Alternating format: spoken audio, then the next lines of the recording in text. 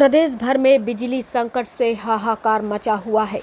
शादी विवाह के सीजन में अगर बिजली गुल हो जाए तो परेशानियां चाहे वर पक्ष हो या वधू पक्ष, दोनों को ही झेलना पड़ता है। लेकिन जिले के ग्रामीण क्षेत्र असलाना में जो परेशानी दोनों पक्षों के सामने खड़ी हुई, उसको जानकर दंग रह जाएंगे आप। दरअसल एक ही परिवार की 3 बेटियों को लेने आए दूल्हों की दुल्हनें बत्ती गुल होने से अचानक बदल गई। वो तो गनीमत रही कि वक्त रहते बिजली आ गई, वरना दुल्हन किसी और दूल्हे की हो जाती। ये बात खुद बारात लेकर आए लड़के के पिता, लड़की का भाई और गांव के पटेल ने कही। तीनों की बात सुनकर हर कोई हैरान है कि ऐसा कैसे हो सकता है।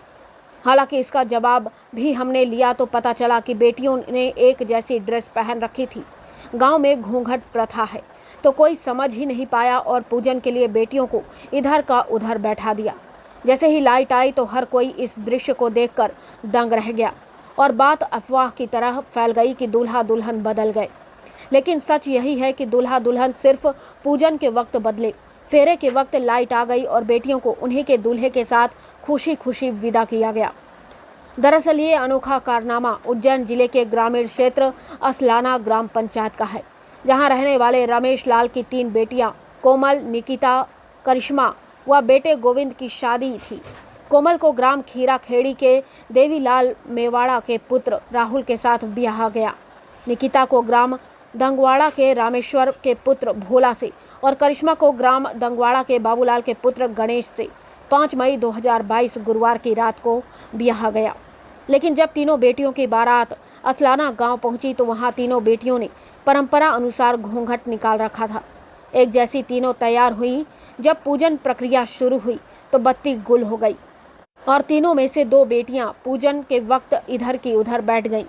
पूजन संपन्न होते ही लाइट आई और परिवार में पता चला कि गड़बड़ हो गई तो सब हैरान रह गए और बात सब जगह फैल गई कि दुल्हन बदल गई।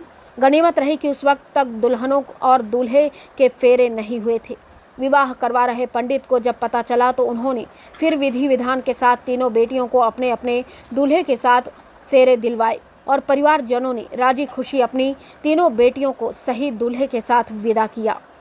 ऐसा हुआ कि हम फेरे के लिए आए थे, वहाँ से तोरण वोरण मारा हमने और दूल्हे को अंदर ले गए और वहाँ बिठाए उनको। बिठाने के बाद में ये हुआ कि हमारे परंपरा जो है वो घूंघट निकालने की है, तो दूल्हा इधर का उधर हो गया था, इधर का उधर हो गया था और लाइट थी नहीं। तो वापस सुबह अपने फेरे हुए तो बाहर आए। बाहर आने के बाद में यहाँ देखा तो कि लड़की और लड़का दोनों अलग अलग हैं।